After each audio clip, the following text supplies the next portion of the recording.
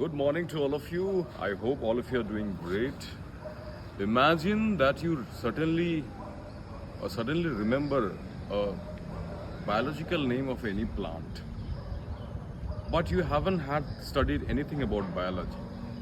You were simply into arts or history, but it kept in your mind. You saw a dream, and in a dream you saw a certain plant or a leaf, and suddenly you remember the name of that plant in a biological terms. So you have been finding that you have never studied about biology, you have never come across this plant, that why is it so that you are certainly remembering. And upon finding, you found it, the name of the plant is exactly like the name that you have seen in the dream. So this was the experiment as done by the book by Sigmund Freud, The Interpretation of Dreams. So what happened? It was found that why did that person suddenly remember that name in his dream? Not remember, he saw it in his dream.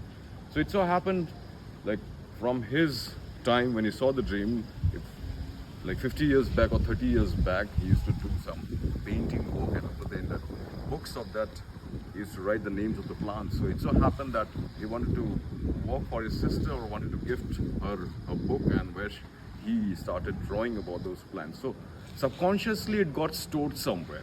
So what this book is all about, that Sigmund Freud has actually told that anything that you see gets registered in your brain, and all because in the subconscious level you suddenly see that some of the compressed or desires, maybe anger and all these things, or something beautiful which doesn't come out through your mouth, it gets stored somewhere in the subconscious mind, and then when you suddenly see in the dream, you cannot recollect those things.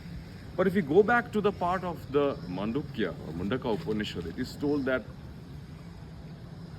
the dreams that we see, it is not always that what we have seen earlier in the past that is actually coming out. No, it relates to some ancient rhythm of the life which we had led earlier. It is not the rebirth. Maybe somewhere we were connected. We were in some cosmos from where we have come.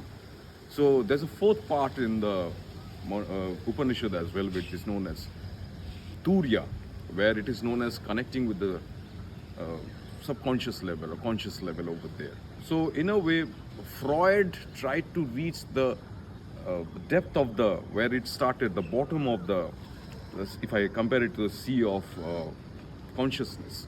Whereas the Upanishads or the Vedas or the ancient texts of India wanted to go beyond the sky. That was trying